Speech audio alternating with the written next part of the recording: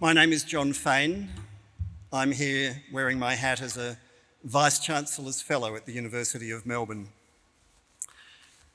And I'm deeply humbled and honoured to play that important role tonight. I'd like you to welcome Uncle Andrew Gardner, an Aboriginal Muslim Australian and Wurundjeri elder, co-chair of the board of the Wurundjeri Woiwurrung Cultural Heritage Aboriginal Corporation, the traditional owners and registered Aboriginal party for Greater Melbourne. He was elected to the First Peoples Assembly here in Victoria to represent the Wurundjeri Woiwurrung people in one of the 10 reserved seats allocated for traditional owner groups, and I'd like you to welcome him, please, to the microphone.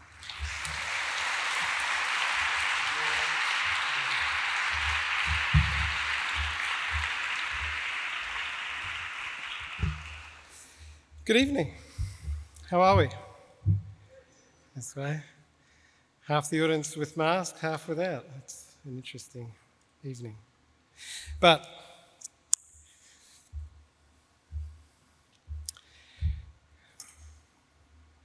there's a couple of things I want to share with everybody at the start. I'm actually Deputy Chair of the Wurundjeri Corporation, but Co-Chair of the Interim Elders Voice with the First Peoples Assembly, Victoria. So that's engaging elders from around the state to participate in treaty and take up their leadership role to progress treaty in their local areas.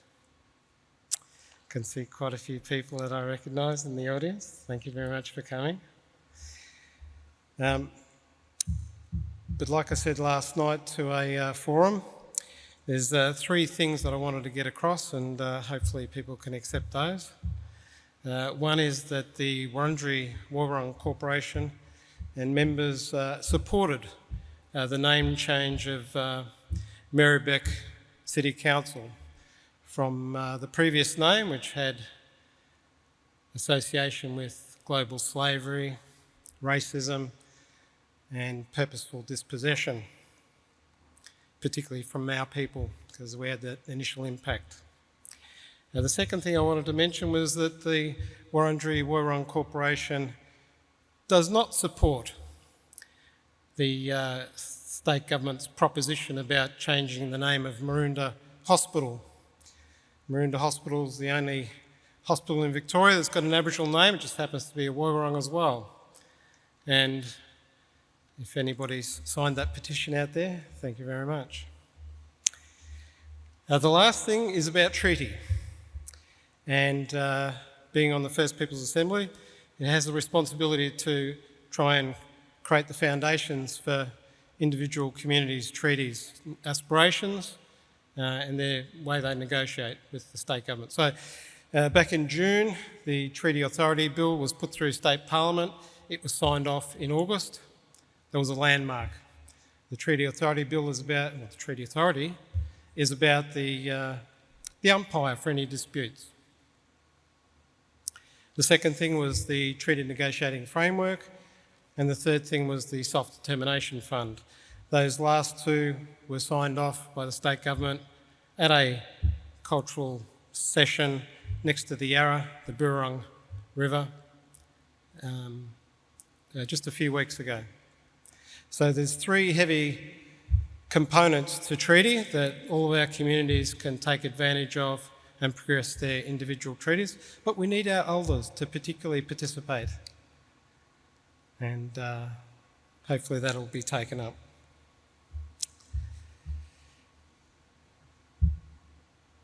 The Wurundjeri Woiwurrung's traditional country extends from the Werribee River in the west to past the Great Dividing Range in the north, Kilmore, Woodend,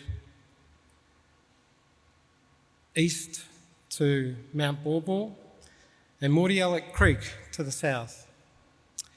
That might be a little bit contentious for some, but part of that's the truths that were traditions handed on to us by our elders and our ancestors. The things that our elders and ancestors tell us we believe as being true, because we had an oral history. We didn't have things written down that we can refer back to make sure people didn't get it wrong. So we believe what our elders say. and that's our tradition. Everything in between that area is traditional Wurundjeri country. So, as we always do, we always pay our respects to our elders, past, present and emerging. And to other elders here tonight, we also say welcome.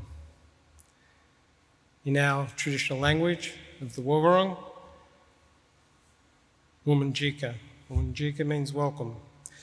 Wominjeka Yemen Kundi Bik Wurundjeri Woiwurrung Balak, which means welcome to the traditional lands, traditional country of the Wurundjeri clans of the Woiwurrung people. And make note that these traditions always need to be followed.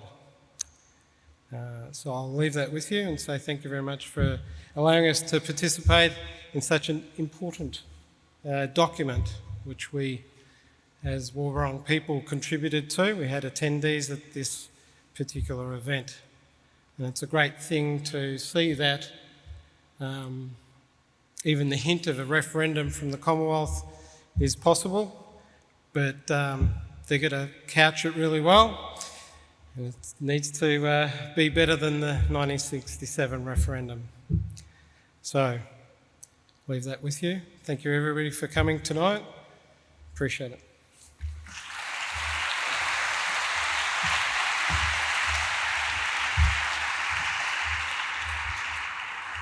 Thank you, Uncle Andrew, and I too pay my respects and also express my personal impatience for treaty or treaties to try and repair some of the damage of our colonial past.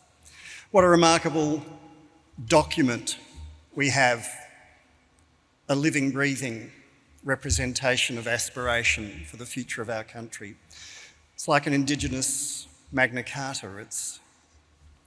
I find myself quite emotional just being in the presence of this extraordinary parchment. We'll hear much more about it. We'll hear from the University of Melbourne Vice-Chancellor Duncan Maskell in a moment. He'll introduce Archie Law from the Sydney Peace Prize. Then we'll hear from Megan Davis, and then we'll have a chance for a conversation about the substance of her delivery. And then the Lord Mayor, Sally Capp, will thank her, and then we have a fantastic performance for you as well. And John Wayne Parsons will fill the room, fill the hall with some wonderful music. Professor Duncan Maskell is the 20th Vice-Chancellor of the University of Melbourne, arriving from the University of Cambridge, where his research specialty was infectious diseases.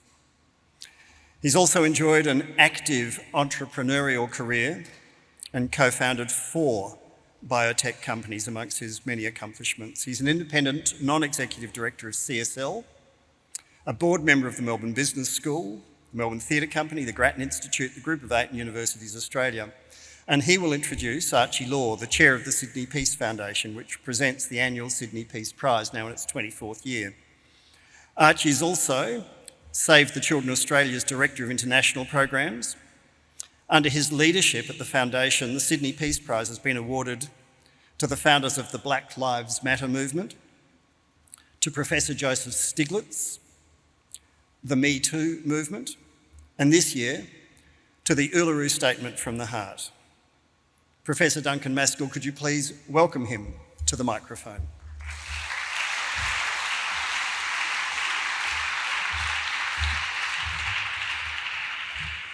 Thank you very much, John. I begin by acknowledging the traditional owners of the lands on which we meet and from which we come, particularly the Wurundjeri and Boonwurrung people and the other peoples of the Kulin Nation. And I pay my respects to Indigenous elders, past and present. And I especially pay my respect to Uncle Andrew, for his welcome to country this evening. I also acknowledge all Indigenous people here in the Melbourne Town Hall this evening. I acknowledge distinguished guests, particularly tonight's orator, Professor Megan Davis, Pat Anderson AO, who will join Professor Davis in the discussion to follow, the chair of the Sydney Peace Foundation, Mr. Archie Law, and the Lord Mayor of Melbourne, Sally Capp. It really is a great honour for me to say a brief word of welcome this evening. I think I can speak for the opinion of everyone here in saying that we are living through an acutely important moment in the history of Australia.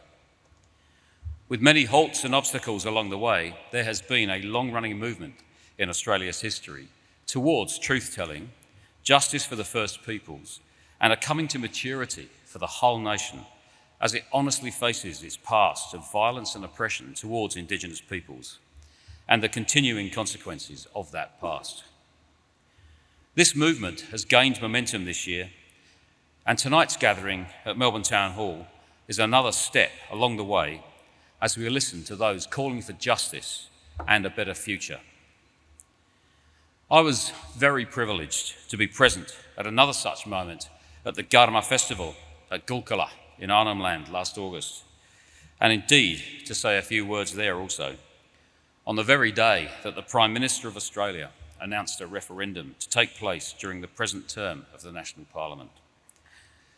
At Garma, we witnessed both the Prime Minister of Australia and a lineup of new ministers, including the new Minister for Indigenous Australians, Linda Burney. They spoke about the long overdue need for constitutional reform to realise a voice, makarata and truth-telling, so that Indigenous Australians have their rightful place in the nation as the First Peoples, their ancestors having been here for at least 65,000 years.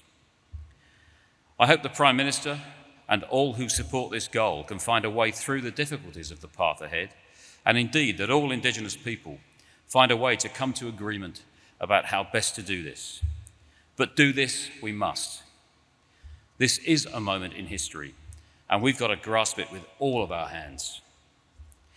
I speak as a migrant who has come to love this country when I say that I feel the power of the words of the Uluru Statement, calling for substantive constitutional change and structural reform, and for the ancient sovereignty of the First Peoples to shine through as a fuller expression of Australia's nationhood. The University of Melbourne, my university, is strongly committed not only to the Commonwealth of Australia's constitutional reform process, but also to working closely with Indigenous people around Australia to advance this agenda. For the university, this commitment includes empowering our Indigenous staff to participate in the debate at local, regional and national levels. Our commitment is to do everything we can as a university to support an informed national conversation leading to a successful establishment of an Indigenous voice to Parliament. I think one particular and important role that institutions, including universities like mine, can play is in leading debate to help governments and the public alike to have the best advice and the most reliable information available to make the best decisions in the interests of all future Australians, Indigenous and non-Indigenous alike. Coming together to support initiatives such as tonight's meeting with our colleagues at the Sydney Peace Foundation, as well as the City of Melbourne, as well as many others, and of course with our distinguished guest speaker, is a prime example of how this can be achieved. I applaud the work of the Sydney Peace Foundation in bringing the community together each year to talk about peace, justice and non-violence, and to honour inspiring peacemakers. This year, the University of Melbourne is absolutely delighted to join with the Foundation in doing so through tonight's event at the Melbourne Town Hall. Let us all use the energy of this public meeting to do the utmost that we can to advance this vital national agenda and to see it succeed. I now invite Archie Law to the stage. Thank you.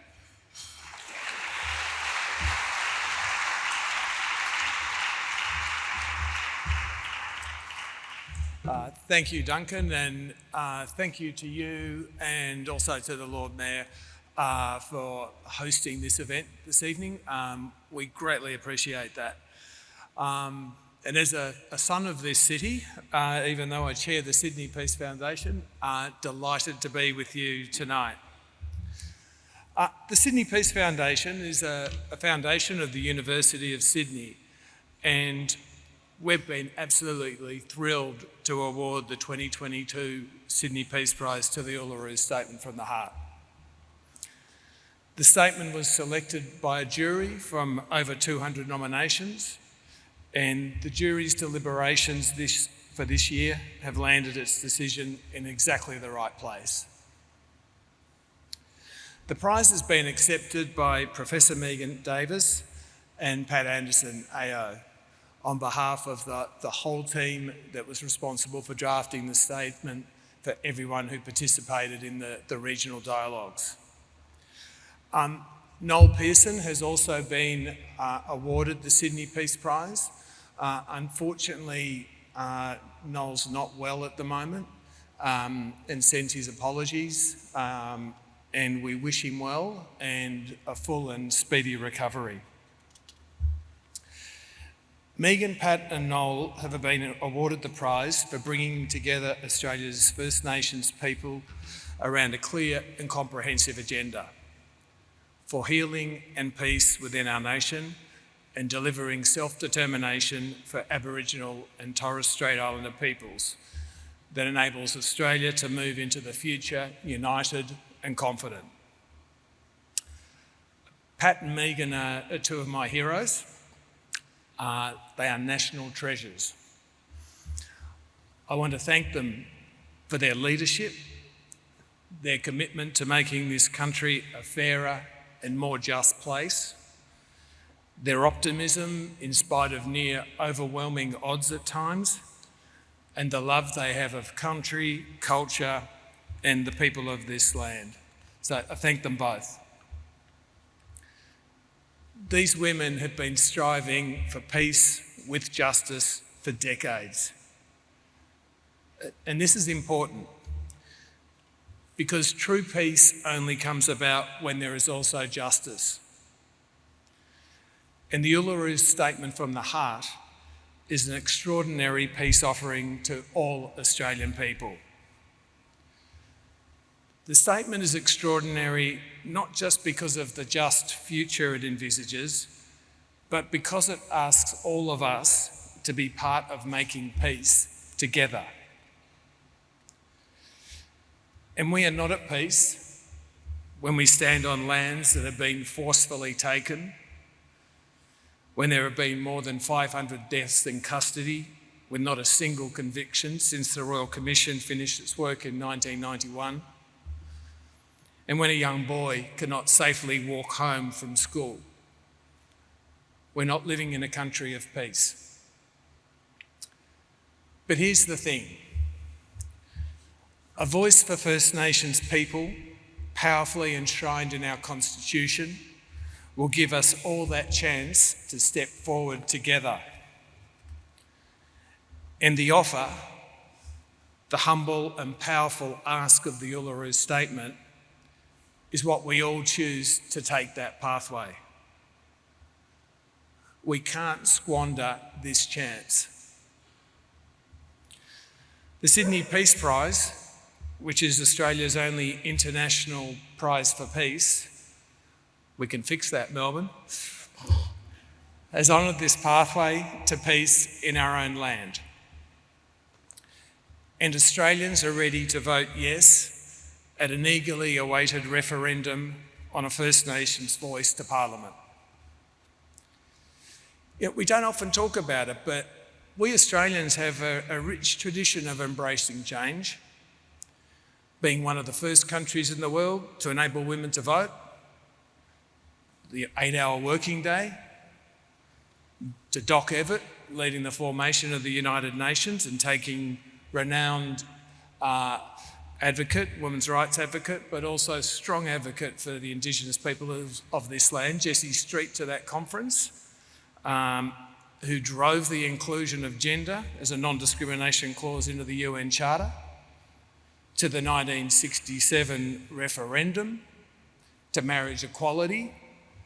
We Australians embrace change, and we'll do it again. Because this is all on us. It's us who have the power to make this change through voting yes and sharing our support.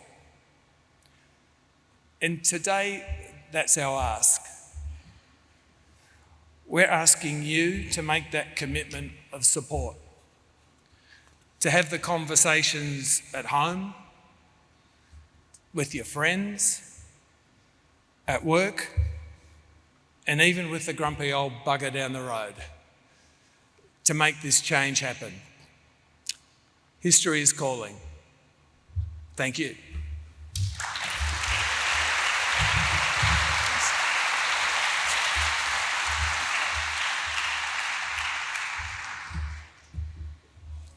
Thank you, Archie and Duncan.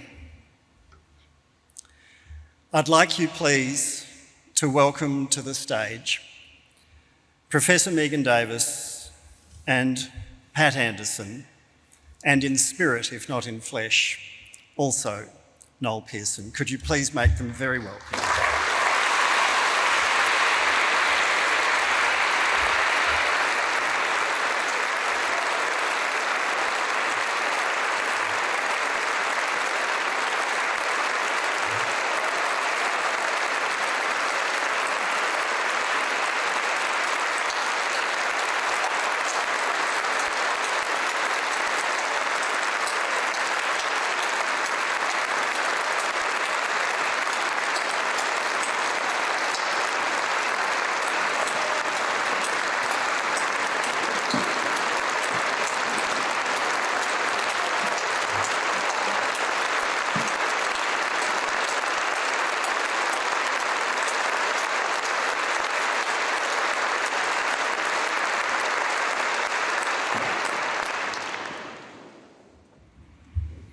Let's take a moment.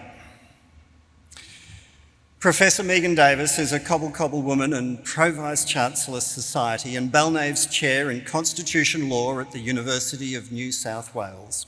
An acting commissioner of the New South Wales Land and Environment Court, she was a member of the Referendum Council and the experts panel on the recognition of Aboriginal and Torres Strait Islands people in the Constitution.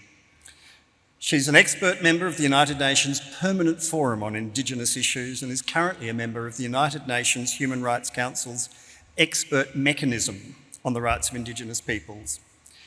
In 2022, she was appointed to the Referendum Working Group and the Referendum Engagement Group, and she is co-chair of the Uluru Dialogue. Pat Anderson, AO, is an Alyawara woman, known nationally and internationally as a powerful advocate for the health of Australia's First Peoples. She has extensive experience in Aboriginal health, including community development, policy formulation and research ethics. She served as co-chair of the Referendum Council, is the current chair of the Remote Area Health Corporation and chairs the Lowitja Institute. Pat Anderson is the inaugural patron of WASCA, the Women's Safety Services of Central Australia, was appointed Officer of the Order of Australia in 2014 for distinguished service to the Indigenous community as a social justice advocate. And these are two remarkable and genuine leaders of not just their, but all of our peoples. Could you please again welcome them?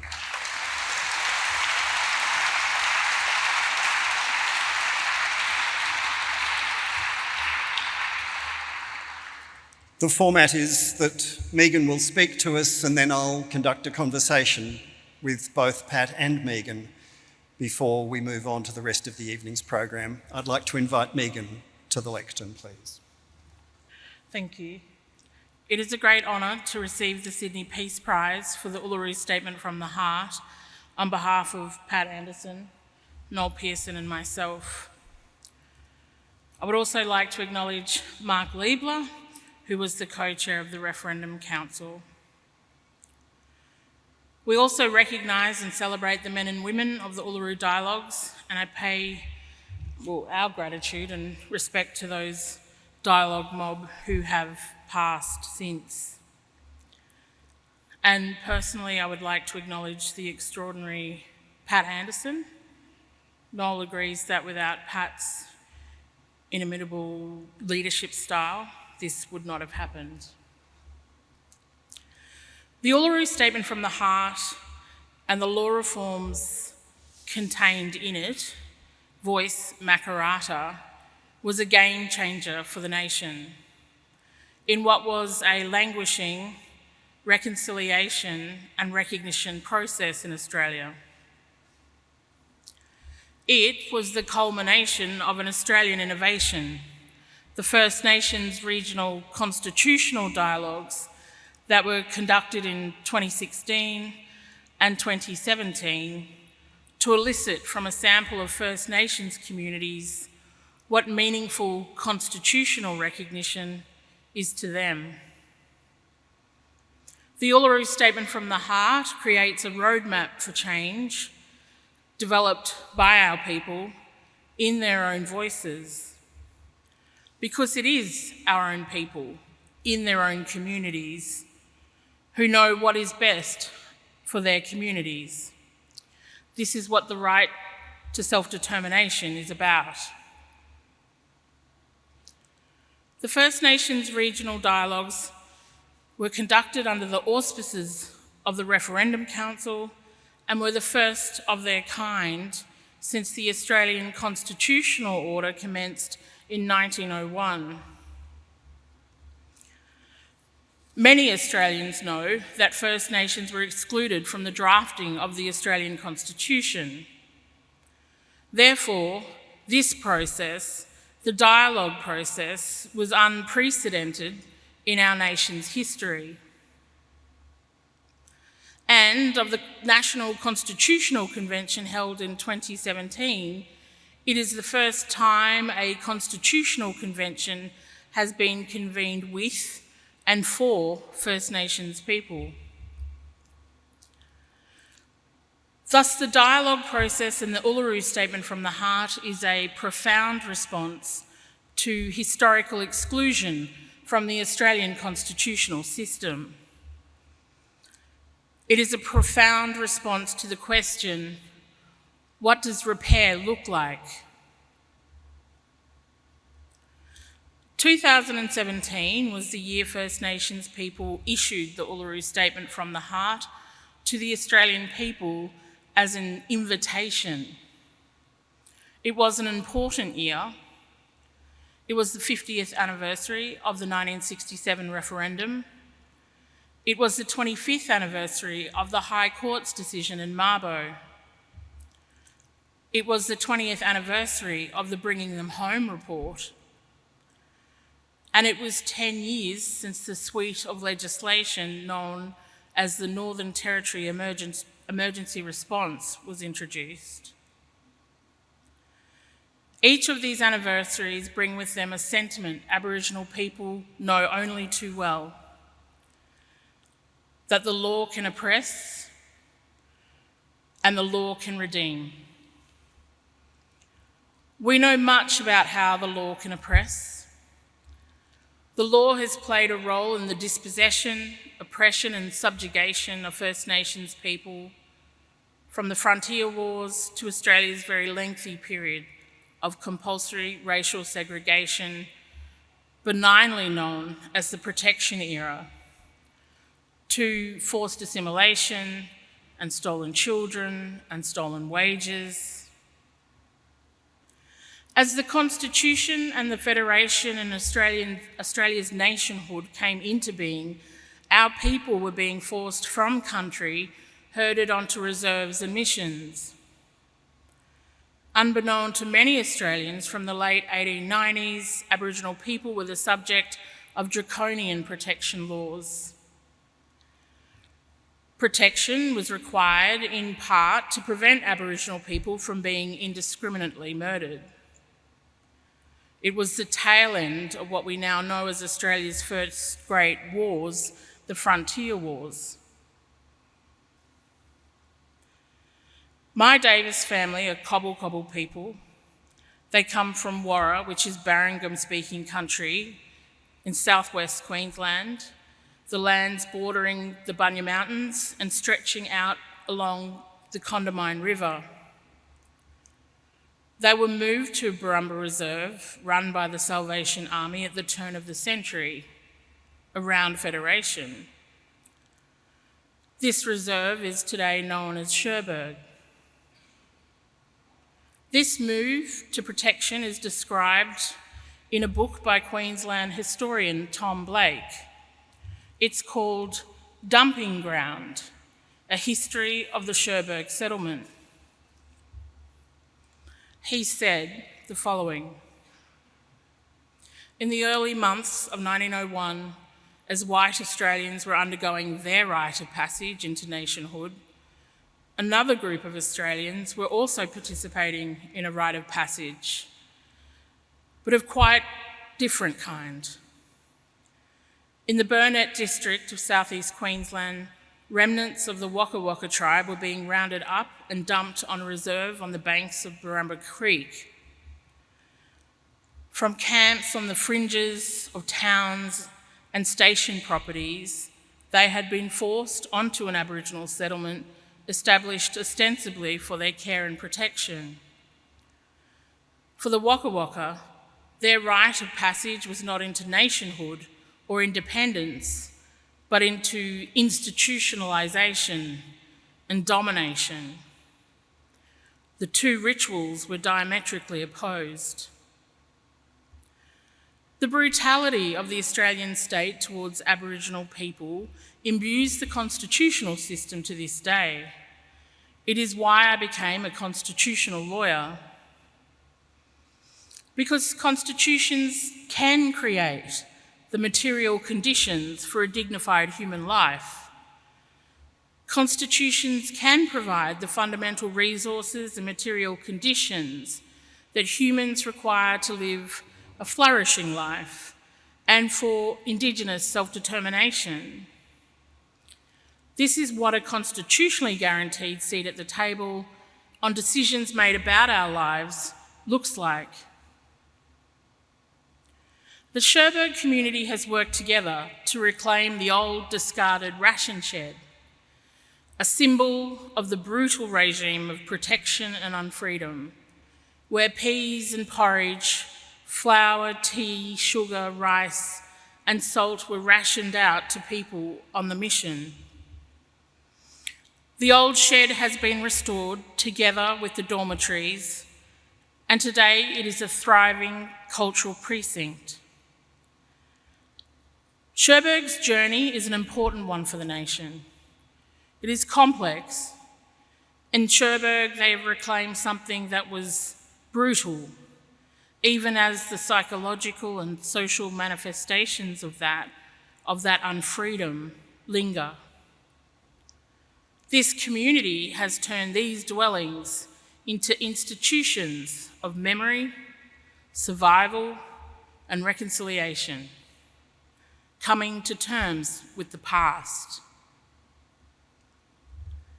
This is the process that our nation is embarking on. The law can oppress, yes, but the law can also redeem. The Uluru Statement from the Heart has emerged from a constitutional recognition process in Australia that seeks to imbue the voice of First Nations people in the constitutional system, the ancient and modern polities of Australia, to anchor a process of agreement-making and truth-telling. The exigency of the voice to Parliament is that the status quo isn't working for all of our people. Closing the gap is not working, and in many areas it is going backwards.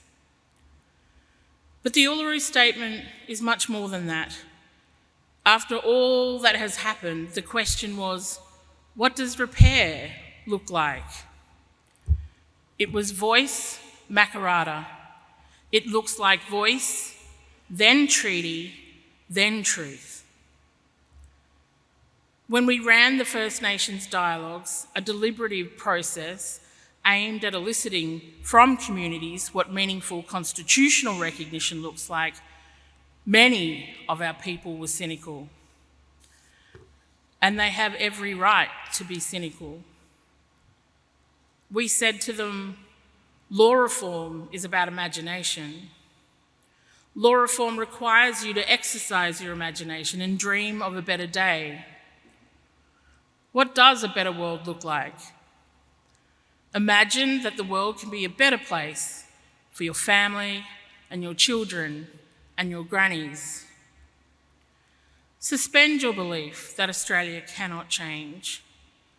Suspend your disbelief that you won't be heard. And on day 2 of the dialogue, they turned up, rolled up their sleeves, and got down to work. These men and women, old and young, of the Uluru Dialogues, gave up their weekend to come and think about how to improve our democracy, not just for them, but for all Australians. They decided not to present the Uluru Statement from the Heart to politicians. This is not about politicians. This is about Australians working together like 1967. At The Rock, we stared down the camera and talked directly to the Australian people to animate their agency and ask them to use their voice to help us get this across the line.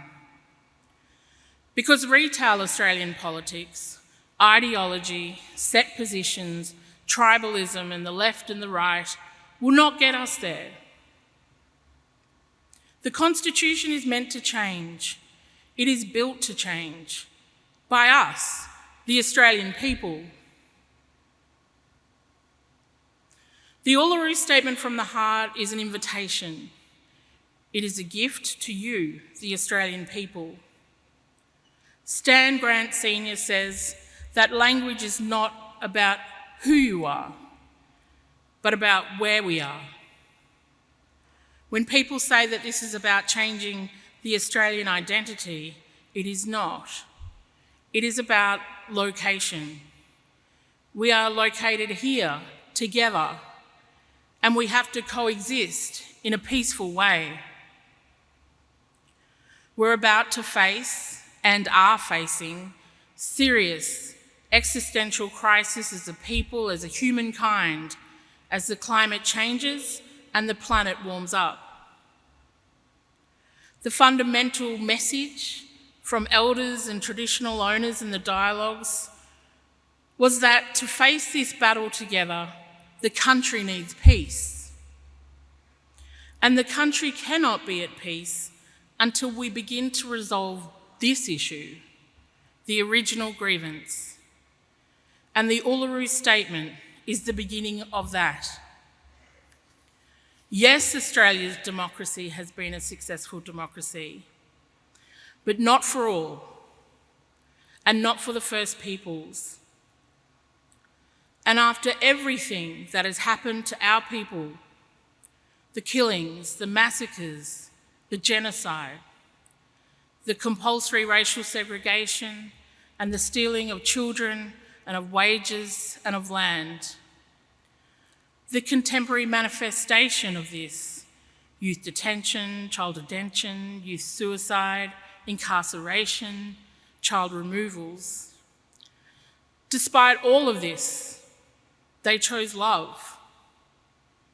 They spoke of love. They spoke of peace. They issued an olive branch to the Australian people, and they offer this to you, sitting here in this room tonight, an invitation to walk with us. We gathered at the 2017 National Constitutional Convention, coming from all points of the southern sky, make this statement from the heart. Our Aboriginal and Torres Strait Islander tribes were the first sovereign nations of the Australian continent and its adjacent islands, and possessed it under our own laws and customs. This our ancestors did, according to the reckoning of our culture from the creation, according to the common law from time immemorial, and according to science more than 60,000 years ago. This sovereignty is a spiritual notion. The ancestral tie between the land, or Mother Nature, and the Aboriginal and Torres Strait Islander peoples who were born therefrom, remain attached thereto, and must one day return thither to be united with our ancestors. This link is the basis of the ownership of the soil, or better, of sovereignty.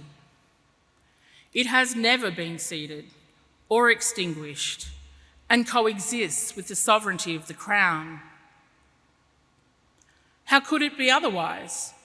That peoples possessed a land for 60 millennia and this sacred link disappears from world history in merely the last 200 years? With substantive constitutional change and structural reform, we believe this ancient sovereignty can shine through as a fuller expression of Australia's nationhood. Proportionally, we are the most incarcerated people on the planet. We are not an innately criminal people. Our children are aliened from their families at an unprecedented rate. This cannot be because we have no love for them. And our youth languish in detention in obscene numbers. They should be our hope for the future. These dimensions of our crisis tell plainly the structural nature of our problem. This is the torment of our powerlessness. We seek constitutional reforms to empower our people and take a rightful place in our own country. When we have power over our destiny, our children will flourish.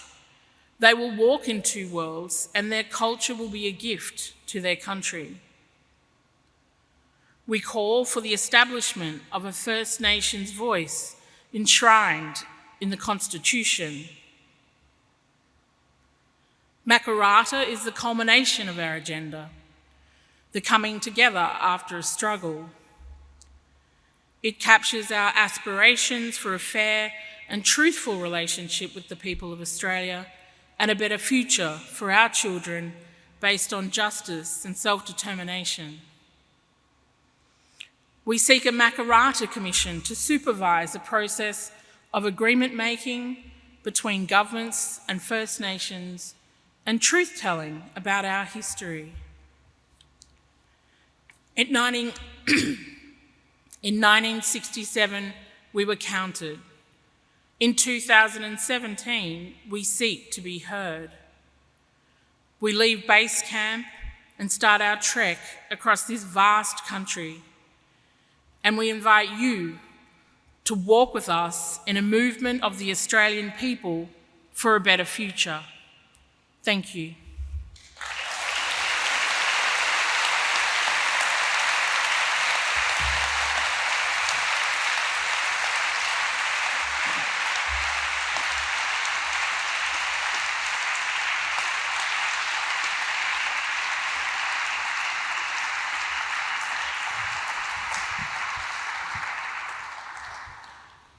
Megan, thank you, and for reading the statement.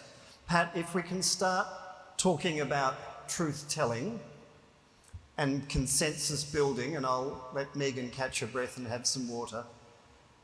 Truth-telling can be painful for both the people who are telling the truth and the people who are hearing the truth. As a nation, how do we prepare for that? How do we prepare?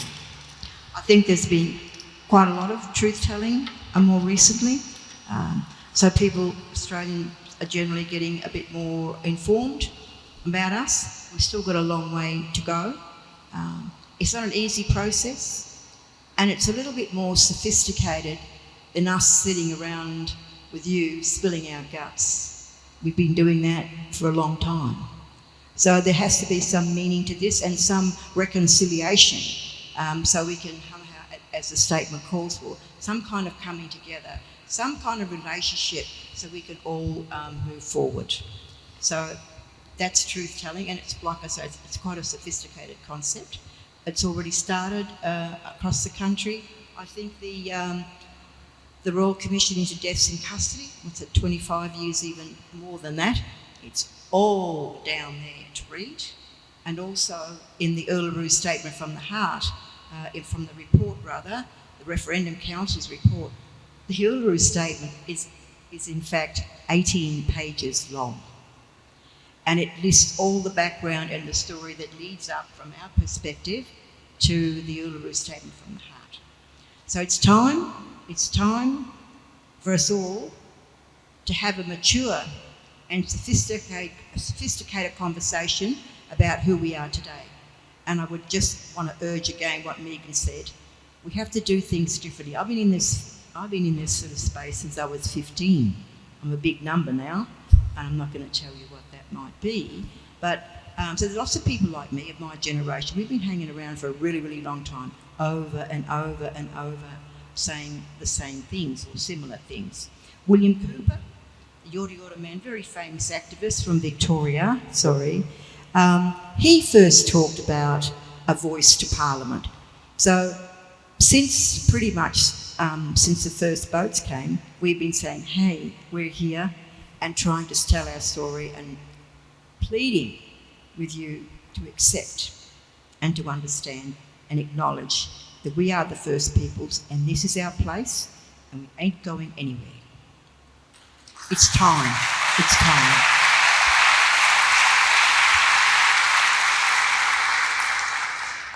Megan, about the pain of the process. We saw, for instance, with the referendum that wasn't a referendum and became an opinion poll on same-sex marriage, that caused a lot of pain, a lot of hurt, and a lot of backlash. How do we avoid going through the negative part of that process and harness the positive? Up close.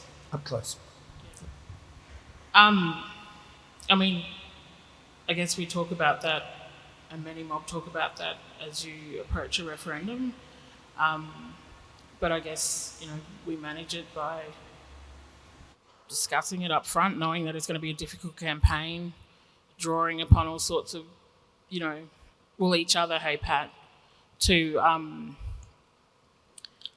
manage that. But yeah, we know it's going to be difficult. We're not Pollyannas. We're preparing for it. But I think Pat's point is an important one.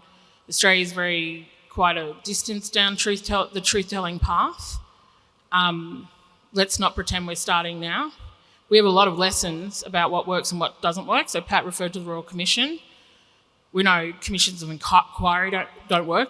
We know Royal Commissions don't work. So there's a lot of work to be done with our people about what that truth-telling looks like. But, it's an invitation for Australians to come and walk with us, and,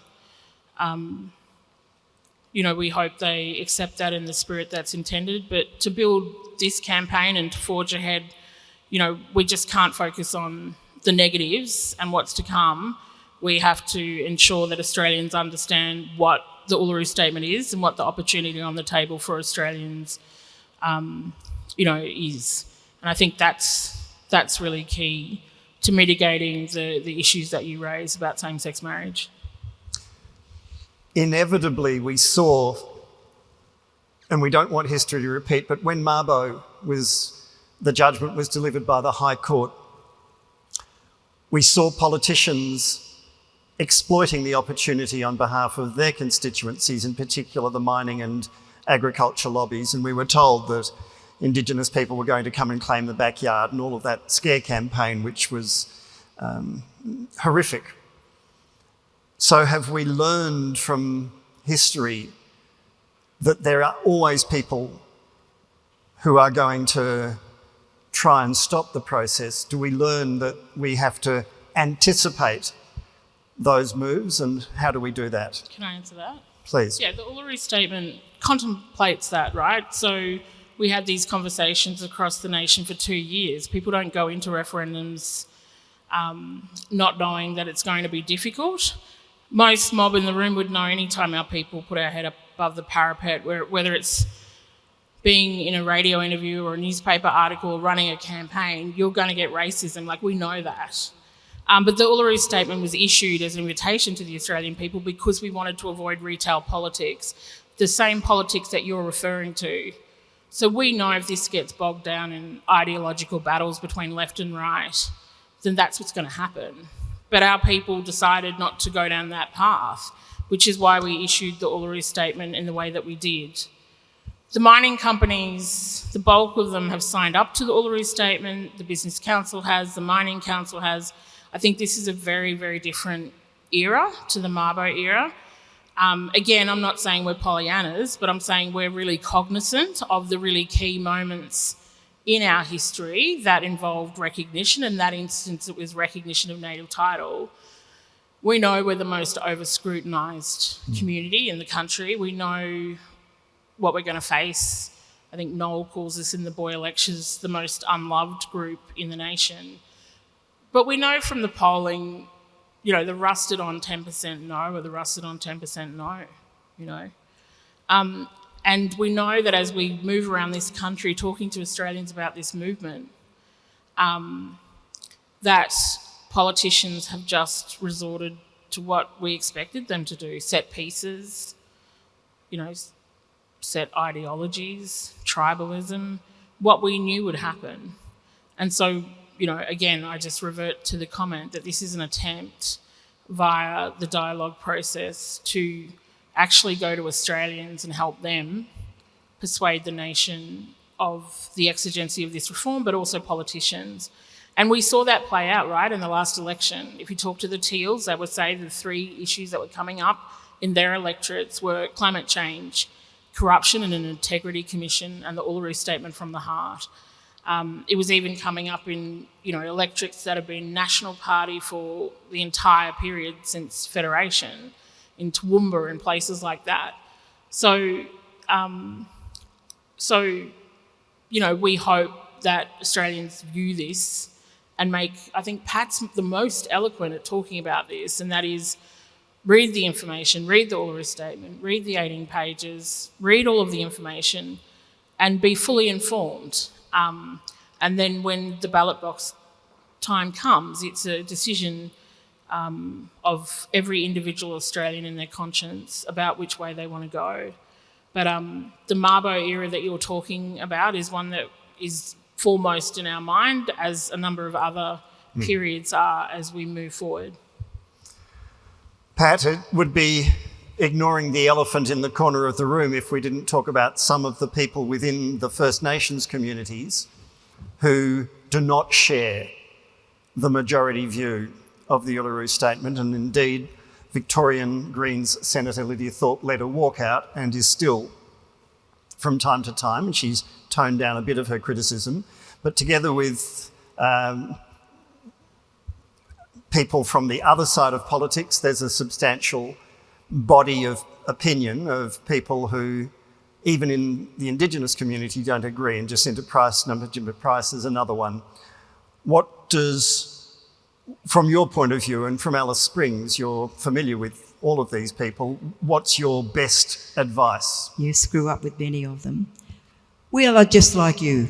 We come in all shapes, sizes and colours, okay? So everyone's got a different point of view about this. There is a lot of support amongst the Aboriginal community across the country, but the people that were at the regional dialogue, just a little diversion here, were the people, they don't go on the drum, they don't write opinion pieces, they're not on Q&A, they're just out there mostly struggling, okay? Now they turned up, I don't know, you know, they turned up for 3 days to talk about the Constitution, okay? And they did the really hard work. It was a long conversation. People, we had to, they were really concerned about some of the concepts and what have you, but they did it. They did it. They rolled up the sleeves because of the prize at the end, which is here, and it was a conscious decision to gift it to you. Rather than, and when, in fact, we've just come from the bush and we went to, there was a big Q&A at Parliament House, and Megan, Noel and I walked in, and the first thing we saw was the Bark petition and the Barunga Statement and everything imprisoned behind glass. We said, this is never, ever is this going to hang in Parliament House for some politician at some stage decide to put it behind glass. It's actually returning to Mutijulu. I'm going a little bit off your question. Look, we all come in shapes and sizes. it's up to you. We can't cover all the information that you're going to hear. Misinformation, there's a ton of it out there. You don't know enough about us to make a discerning opinion about it. But nevertheless, on polling day, when you're in the booth by yourself, there's only you and your conscience. You have to decide and take responsibility for that decision, how you vote. We can't cover all the bases. It's really up to you. So we've been pleading with everybody across the country for the last 5 years. Inform yourself. Try to find out as much as you can.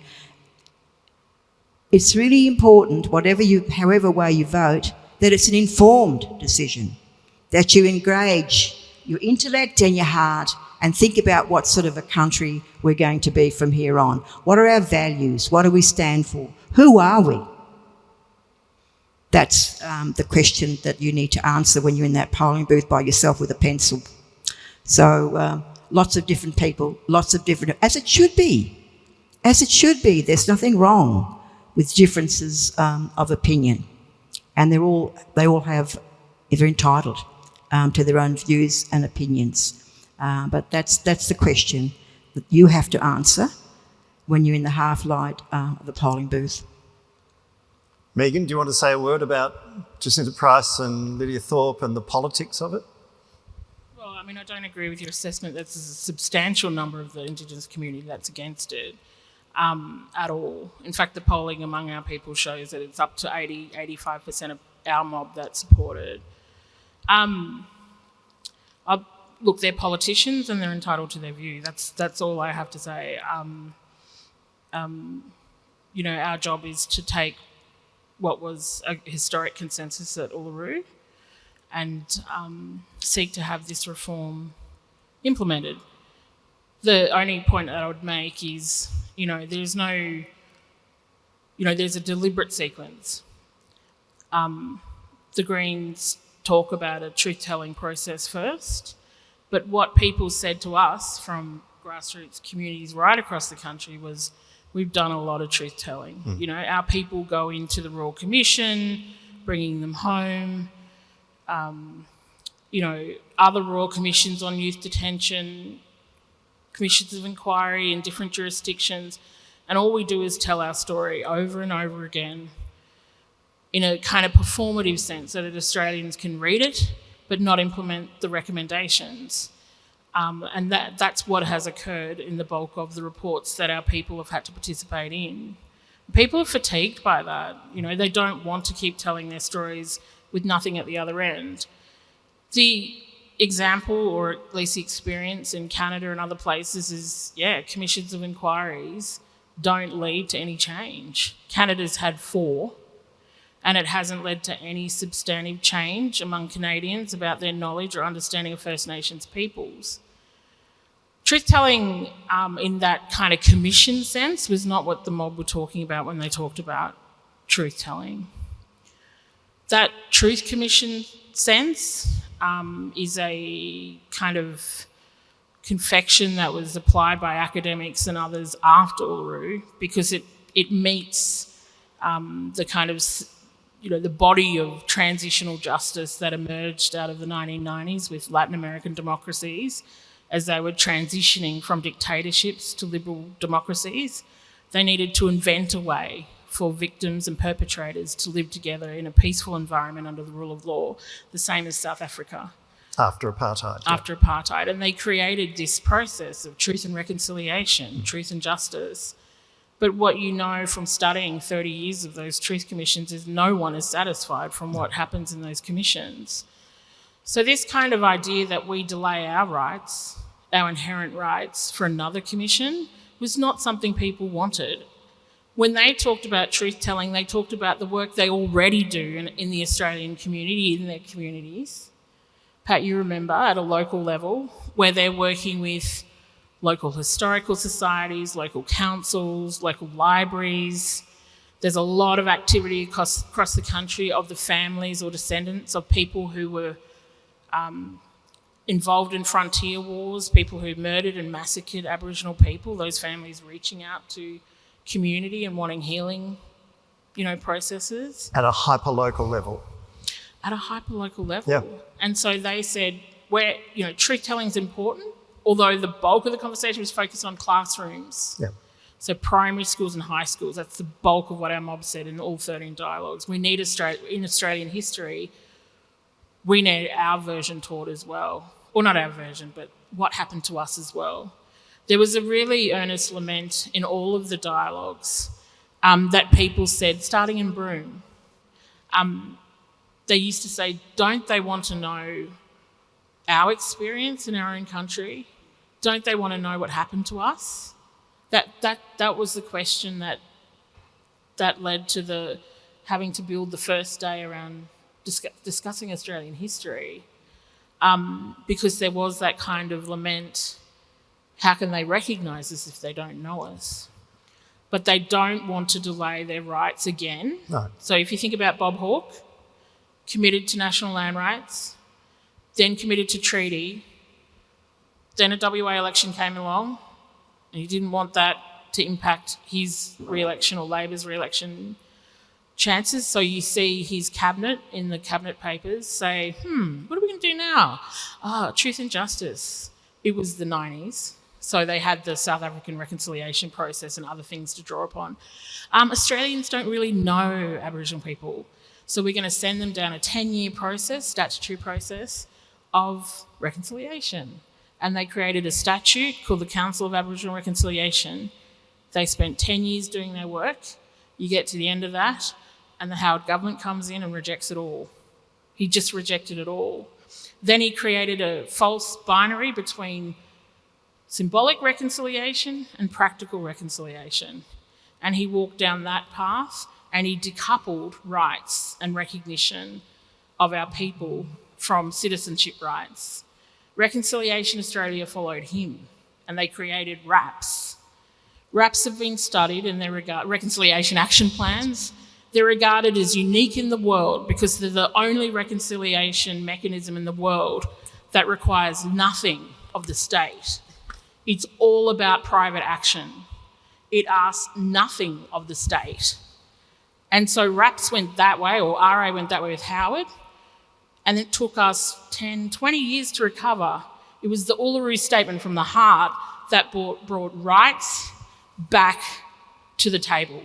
It brought rights back to reconciliation, and that's why it's so important to have this implemented, because we have a very skewed process in this country that promotes an idea of reconciliation that asks nothing of the state.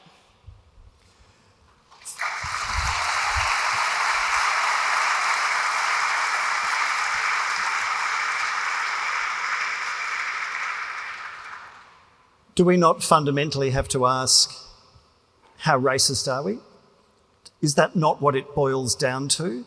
Many people in this hall were brought up believing that the best thing to do for Aboriginal people in Australia was to smooth the pillow of the dying race, a phrase which I've spent months looking for the origins of that particular phrase, and I couldn't find it. But at the very core, and with my own family, I've experienced this, my own Indigenous family, I've experienced first-hand racism in Queensland, in the Northern Territory, in the Kimberley.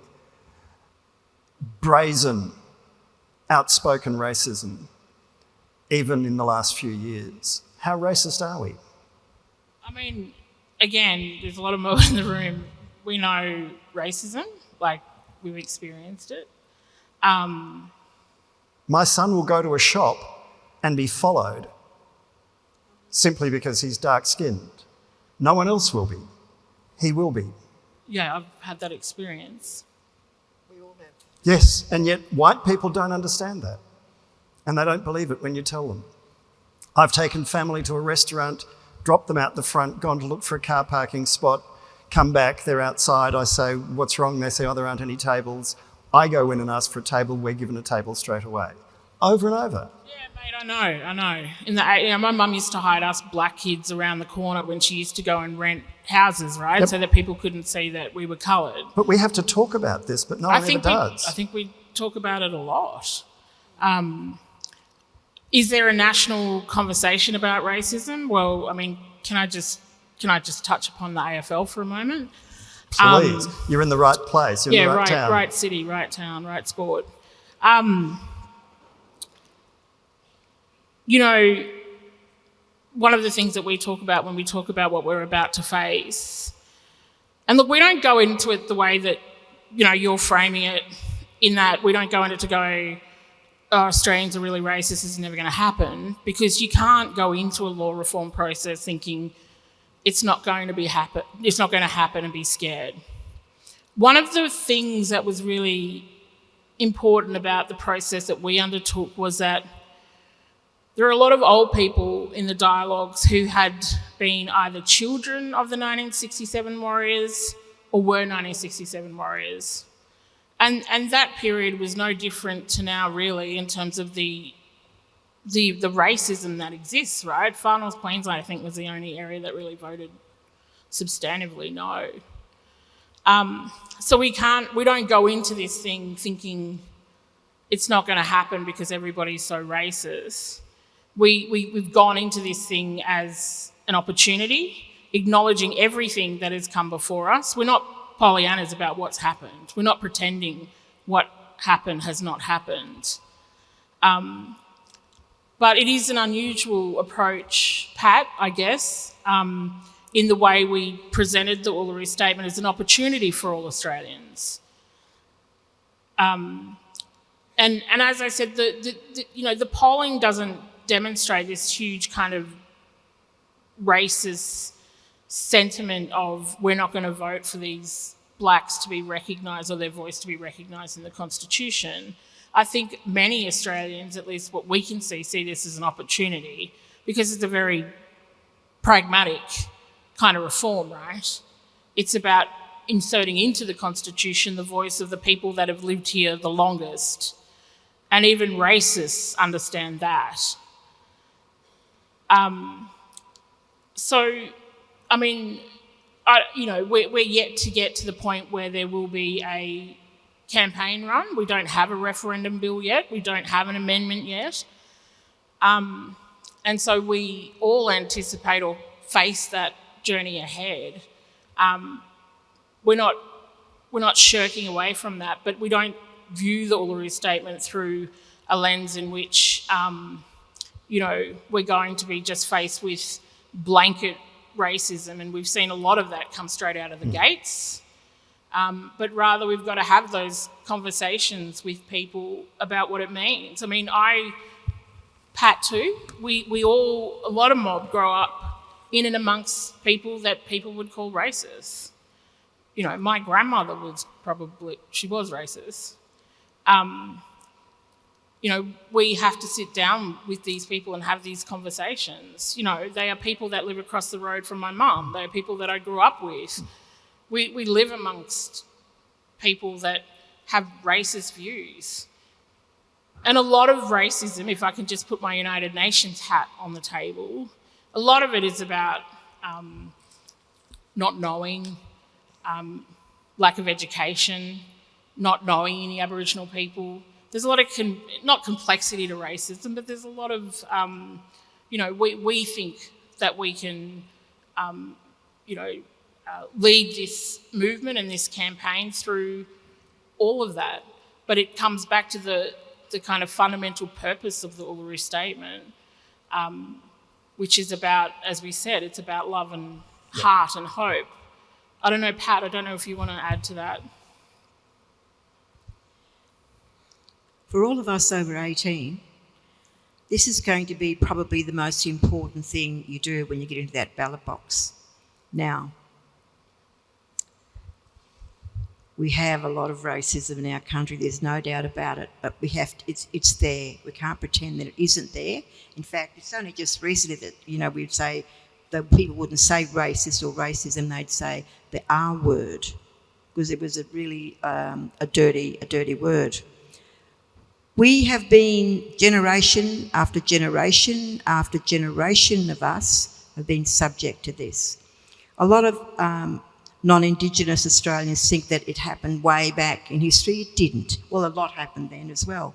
But just taking my own family, for instance, just briefly, it was public policy of the day not to teach my mother to read and write.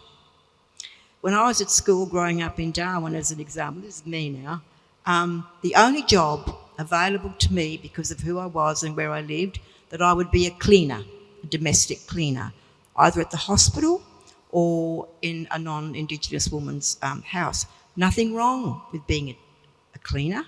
Absolutely there is. That's not the point. But that was the only option available to me.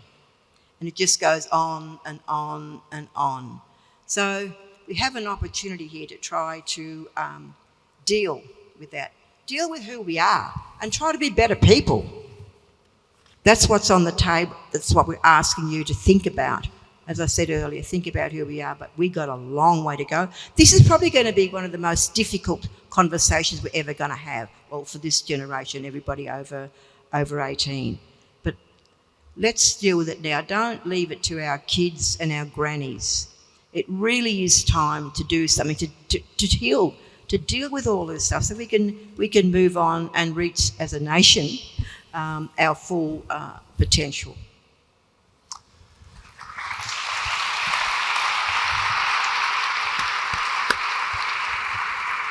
Could you please thank Megan Davis and Pat Anderson and the remarkable work they've been doing on the Uluru Statement from the Heart.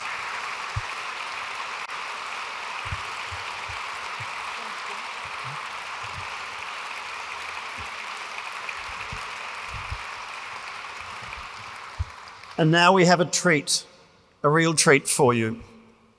John Wayne Parsons is a proud Yuggurabul and Meriam Lay man. And Yuggurabul, he explains to me, is the area southwest of Brisbane. And the Meriam Lay area is the eastern islands of the Torres Strait. He's a team leader in Indigenous student success at the University of Melbourne's Murray Barrack Centre. He's a composer, producer and performer whose singing practice is deeply embedded within his cultural identity. Could you please welcome John Wayne and his guitarist Cisco to the stage?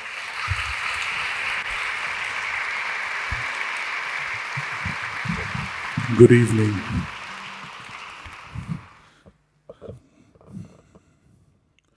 We've got a couple of little songs that I'd like to share with you.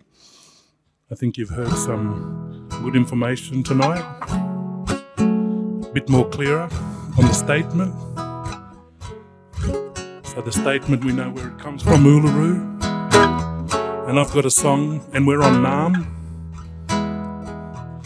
I want to honour the Kulin Nations, Uncle Andrew at the beginning, for their beautiful welcome. I'm a proud Aboriginal and Torres Strait Islander man from Queensland, and I honour the people here today. I'm going to share some songs from my country, Anyagara country. Garing in the Nami, Jujumun Berunu, Garing in the Nami, Garing in the Nami, Jujumun Berunu, Garing in the Nami, Jujumun Berunu. Garing in the Nami, Jujumun Berunu, Kayan man marangai, Kayan man marangai, Jalban gungan nyunguk. Garing in the Nami, Jujumun Berunu. Garing in the Nami, Jujumun Berunu. Garing in the Nami, Garing in the Nami, Jujumun Berunu.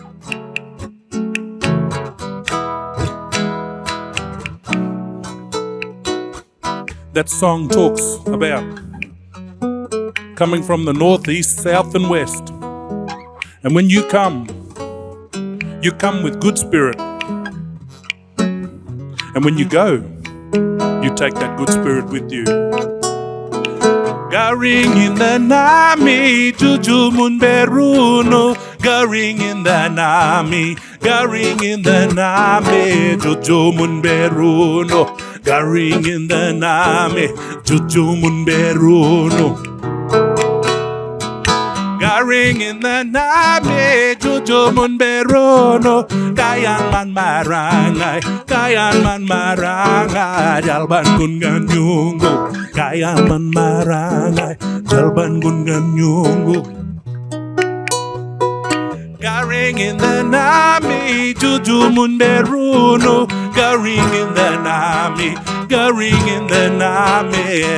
Munberuno, garing in the nami, Jojo Munberuno, garing in the nami, Jojo Munberuno, garing in the nami, Jojo Munberuno, garing in the nami, Jojo Munberuno, garing in the name, Jojo Munberuno, garing in the name, Jojo Munberuno, garing in the name, Jojo Munberuno, garing in the name, Jojo Munberuno, garing in the name, Jojo Munberuno, garing in the name, Jojo Munberuno, garing in the name. Hi.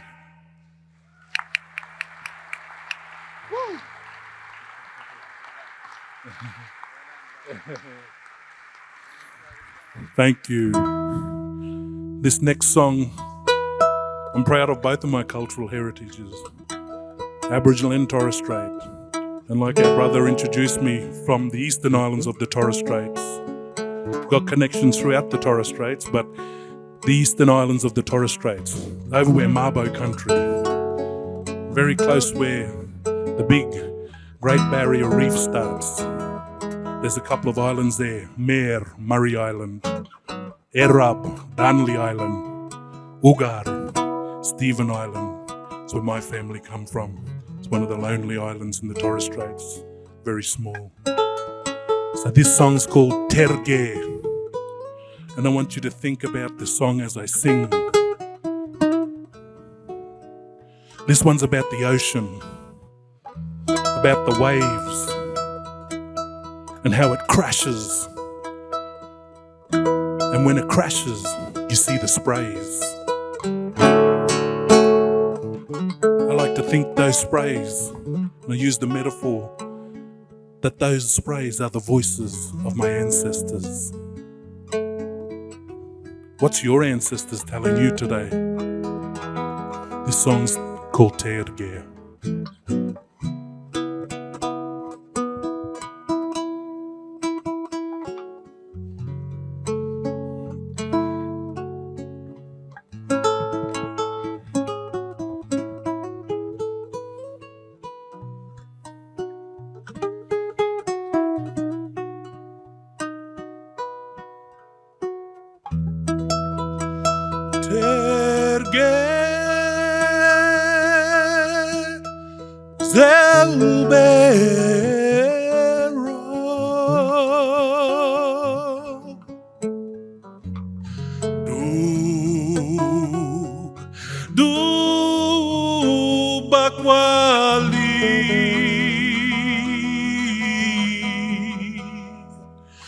Opemsik Barapeda my soul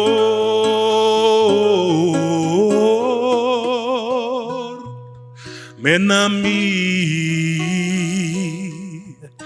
Igali Terge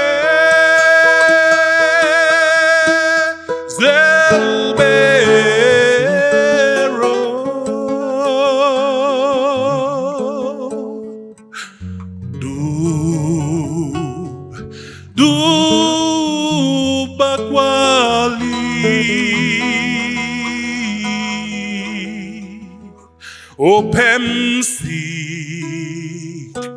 Barapeda my soul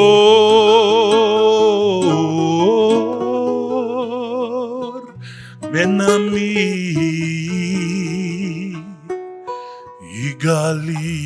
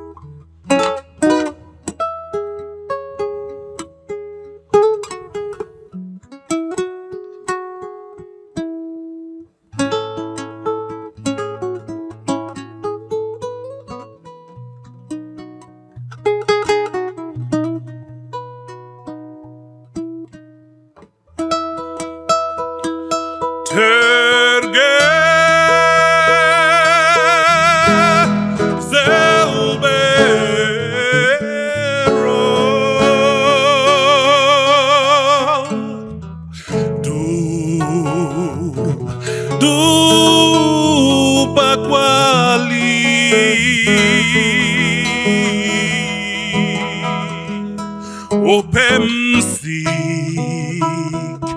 Barapeda my soul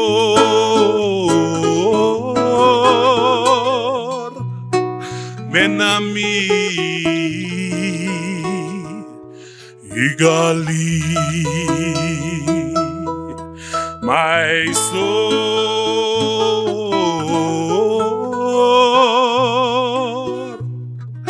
Menami Igali Igali.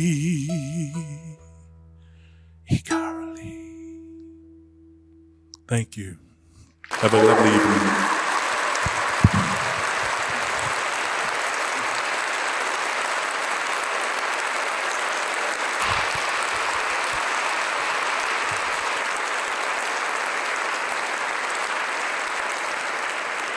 Thank you to John Wayne Parsons and Cisco. What a wonderful, wonderful way to round out our gathering here today. Formal thanks are to be given by Sally Capp, the Lord Mayor of Melbourne, the first woman directly elected to that prestigious and historic position. A passionate advocate for our city, Sally has steered us through COVID-19 and is now deeply embedded in being the champion of our recovery. Could you welcome her to her stage in her town hall?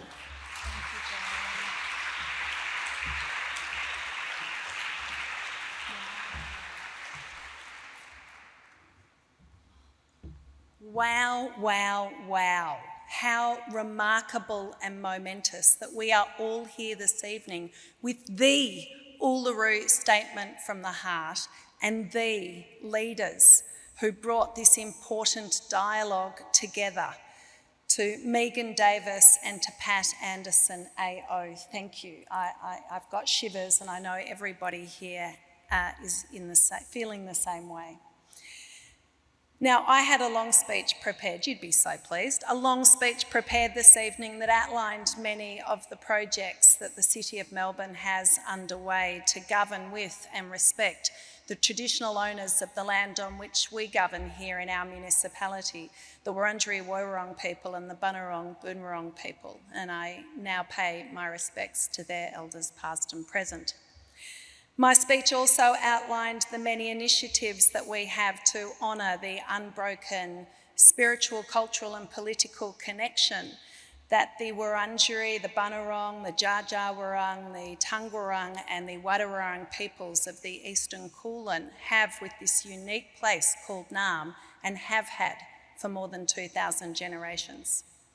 And whilst the work that we're all doing is valuable, tonight is not about the City of Melbourne. It is about the brave and impressive group of leaders who developed the Uluru Statement from the Heart. It is about the activism and persistence of the traditional owners of Australia. It is about their ongoing generosity and warmth in still wanting to share their ancient culture after more than 200 years of neglect and devastation.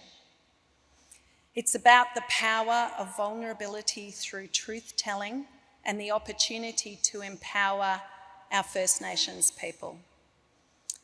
It's about non-Aboriginal Australians saying, not only do we hear you, but that we are actively listening, that we are standing with you, beside you, behind you, and even in front of you when necessary as you lead change. It's that we accept this gift, that is the First Nations' ancient culture, and we do so with respect and humility. And that together we will build a fair and truthful relationship so that Australia and all Aussies can flourish.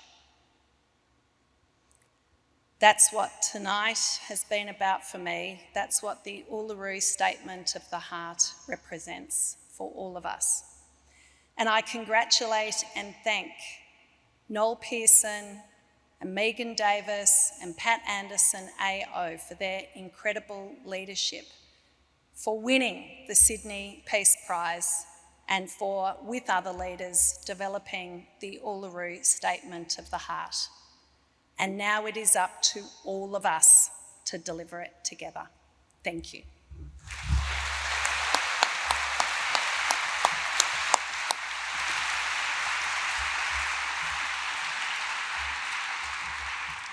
Thank you, Lord Mayor. It seems trite, but still worth remarking that progress is not inevitable, nor is it linear.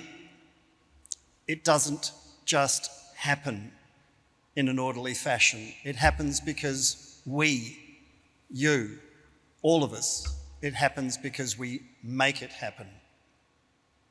And we make it happen by being active participants instead of passive observers.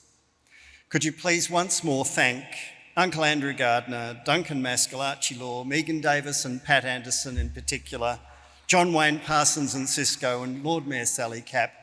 Thank you all for coming along on a night when everyone had an excuse not to come to the Town Hall with terrible weather and the threat of another COVID wave, but you have, and you've voted with your feet. It's been a wonderful and a moving evening. Thank you for all coming. Thank you to our speakers, and have a wonderful evening. Good night.